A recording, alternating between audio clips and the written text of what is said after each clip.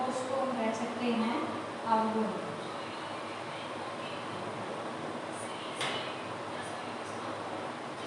कमियां, खराबी। जब ये अवगुण कमी किसी व्यक्ति विशेष में होती है तो हम उसे कह देते हैं व्यक्तिगत दोष, लेकिन जब यही कमियां किसी काव्य में आ जाती है तो वो कहलाता है काव्य दोष। तो ऐसी रचना जिसमें किसी प्रकार का अवगुण या कमी है तो वो क्या हो जाता है, वहाँ पर काव्य दोष हो जाता है। इसे आचार्य ने अपने अपने ग्रंथ में परिभाषित किया है, पहले हम वो देख लेते हैं। तो सबसे पहला नाम हम लेते हैं आचार्य विश्वनाथ। आचार्य विश्वनाथ के ग्रंथ का नाम है साहित्य दर्पण। उन्होंने लिखा है रस अपकर्ष का दोषा, अर्थात रस का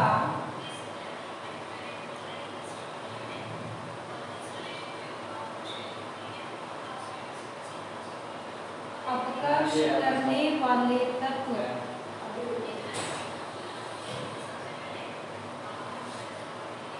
रस अपकर्ष का दोषा, रस का अपकर्ष करने वाले तत्व क्या कहलाएंगे, काव्य दोष कहलाएंगे। इसके बाद में हम देखते हैं मम्मट।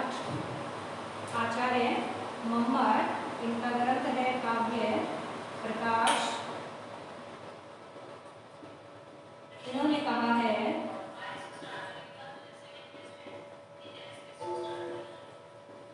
मुख्यार्थ अहितर दोषा, अर्थात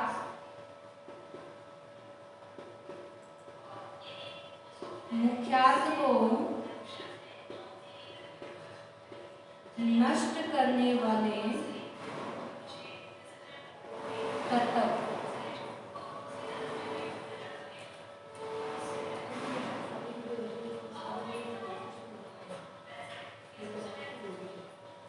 इसके बाद लेते हैं वामन। वामन का संप्रदाय हमने काव्य गुण किया था, तो पढ़ा था कि वामन का जो संप्रदाय है वो है रीति संप्रदाय। रीति संप्रदाय को ही क्या कहा जाता है, गुण संप्रदाय। तो इन्होंने अपने संप्रदाय से जोड़कर ही काव्य दोष की है वो परिभाषा दी है। वामन के ग्रंथ का नाम है काव्य अलंकार सूत्रवृत्ति।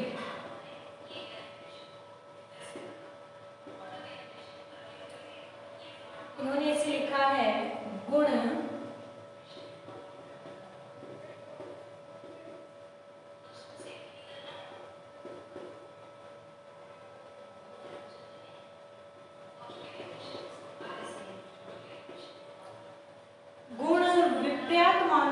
दोषा, अर्थात गुण को नष्ट करने वाले तत्व काव्य दोष कहलाते हैं।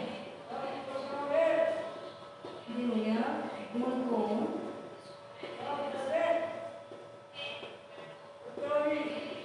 नष्ट करने वाले तत्व काव्य दोष कहलाते हैं।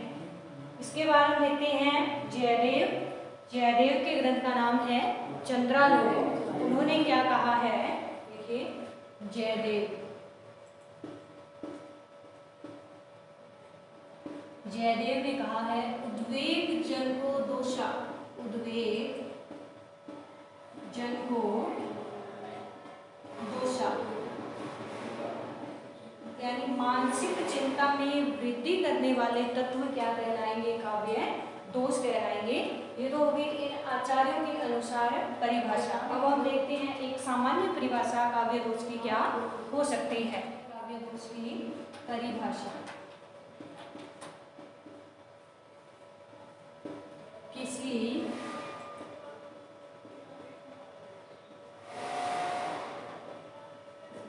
रचना में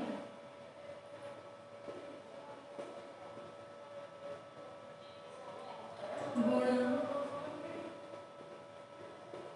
मुख्यार्थ व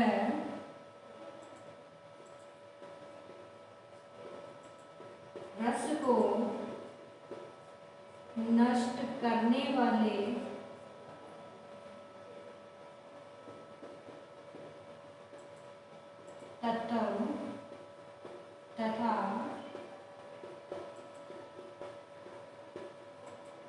मानसिक चिंता में वृद्धि करने वाले तत्व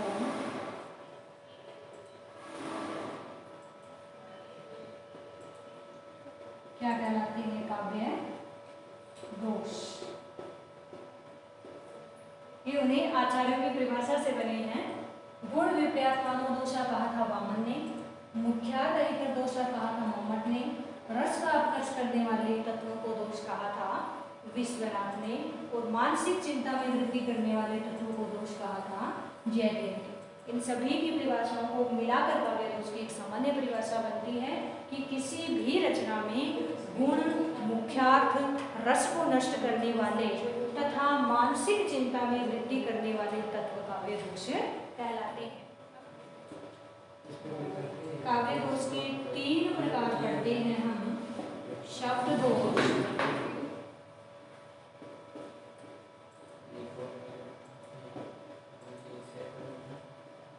अर्थ दोष, तीसरा हम पढ़ते हैं वाक्य दोष, या इसे कहा जाता है रस दोष। शब्द दोष का मतलब है जब किसी काव्य में व्याकरणिक कोई त्रुटि होती है, व्याकरण की दृष्टि से किसी शब्द का सही प्रयोग नहीं किया जाता, वहां पर शब्द दोष माना जाता है। अर्थ दोष का यहाँ पर मतलब है कि जब किसी काव्य में कवि एक ही अर्थ रखने वाले अनावश्यक शब्दों का प्रयोग, अनावश्यक का मतलब है कि एक ही अर्थ रखने वाले एक से अधिक शब्दों का प्रयोग जब कवि अपने काव्य में करता है तो वो अर्थ दोष माना जाता है। वाक्य दोष का मतलब है वाक्य रचना की दृष्टि से जब शब्दों का क्रम सही नहीं होता, वहां पर वाक्य दोष या रस दोष माना जाता है। अब हम देखते हैं प्रमुख काव्य दोष। देखेंगे श्रुति कटुत्व दोष।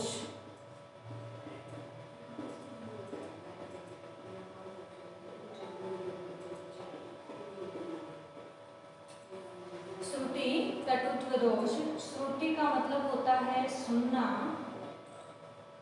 कटुत्व का मतलब है यहाँ पर कड़वा। इसके नाम में ही है कि जो सुनने में कड़वा प्रतीत होता है वहाँ श्रुति कटुत्व दोष माना जाता है। हम लिख सकते हैं ऐसी रचना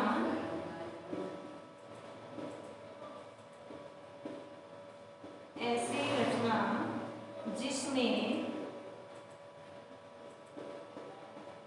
ऐसे शब्दों का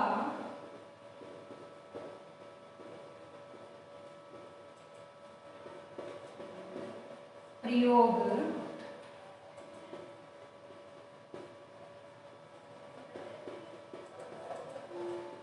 किया जाता है जो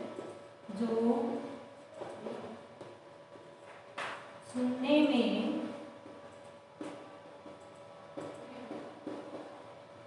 कठोर या अप्रिय प्रतीत होते हैं। ऐसी रचना जिसमें ऐसे शब्दों का प्रयोग किया जाता है जो सुनने में कठोर या अप्रिय प्रतीत होते हैं, तो वह रचना श्रुति कटुत्व दोष युक्त रचना मानी जाती है। और क्या होता है इसमें? मूर्धन्य व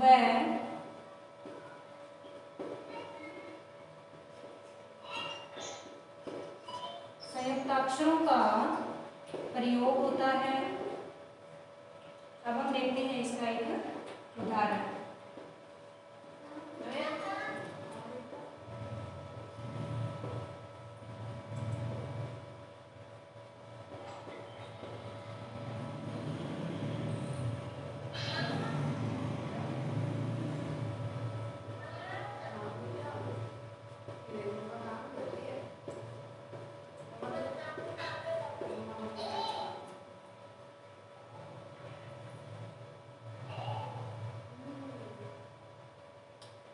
वृक्ष से भीत हो बाल रवि तब चुप हो गया। इसमें जो गर्जना शब्द है वो सुनने में कठोर प्रतीत होता है, कड़वा प्रतीत होता है। इस कारण इन पंक्तियों में श्रुति कटुत्व दोष है माना जाता है। ग्राम्यत्व दोष,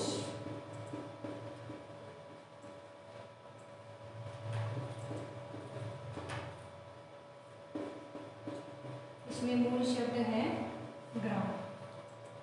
सामान्यतः क्या होता है, कोई भी कवि या लेखक अपनी रचना में साहित्यिक शब्दों का प्रयोग करता है, परंतु जब कभी किसी कवि या लेखक द्वारा अपने काव्य में साहित्यिक शब्दों का प्रयोग न करके ग्रामीण शब्दों का प्रयोग कर दिया जाता है तो वहाँ ग्राम्यत्व दोष माना जाता है। तो हम क्या लिखेंगे, प्राय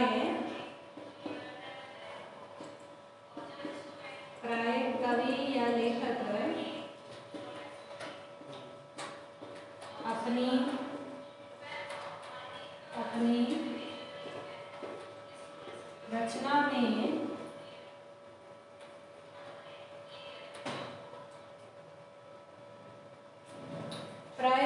लेखक अपनी रचना में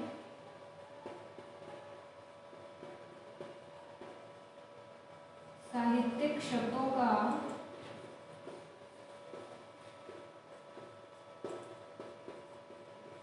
प्रयोग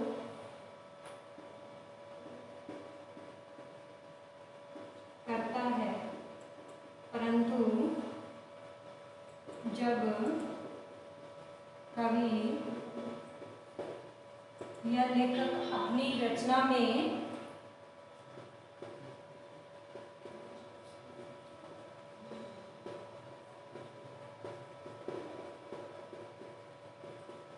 ग्रामीण शब्दों का प्रयोग करता है तो वहां पर ग्राम्यत्व दोष माना जाता है। इसका उदाहरण देखते हैं हम।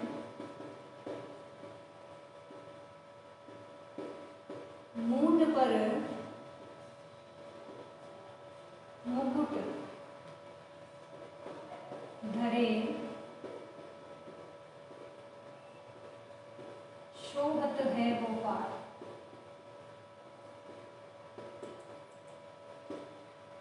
मूंड पर मुकुट धरे सोहत है गोपाल।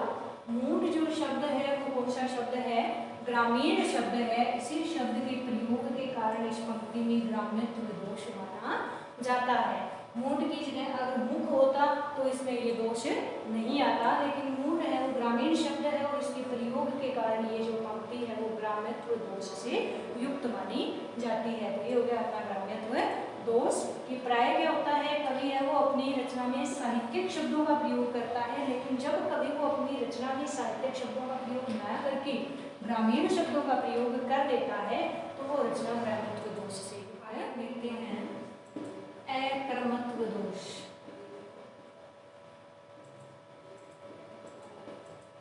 अकर्मत्व दोष, इसमें क्या होता है, कर्म यानी वाक्य रचना की दृष्टि से जो काव्य है उसका कर्म है वो सही नहीं होता और कर्म सही नहीं होने के कारण उसमें अकर्मत्व दोष माना जाता है। ऐसी रचना जिसमें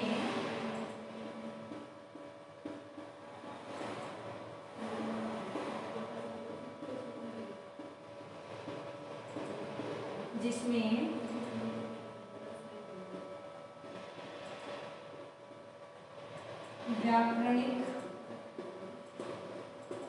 नियमों के अनुसार शब्दों का ग्रहण नहीं होता,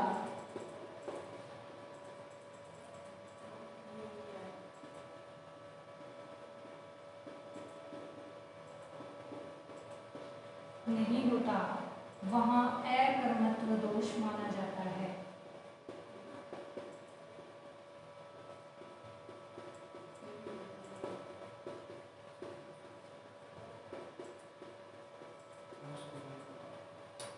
अब हम इसका उदाहरण देखते हैं।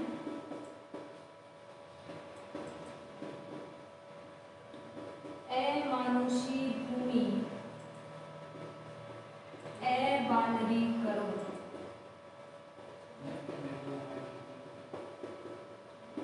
अमानुषी भूमि अबानरी करो, तो हमने इसमें क्या पढ़ा है कि व्याकरणिक नियमों के अनुसार कर्म है वो सही नहीं होता।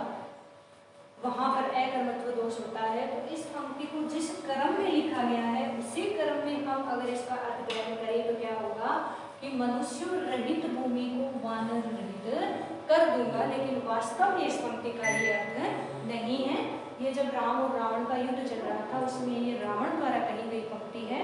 तो रावण ने ऐसा कहा था कि इस भूमि को मनुष्यों और वानरों रहित कर दूंगा। इसका कर्म परिवर्तित होने के कारण शब्दों का इसमें कौन सा दोष आ गया है?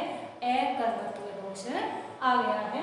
आज हमने 3 दोष पढ़े हैं, काव्य दोष की परिभाषा पढ़ी, फिर काव्य दोष के प्रकार, और फिर हमने मुख्य 3 दोष पढ़े हैं। आगे जो दोष है उनको आगे आने वाली वीडियो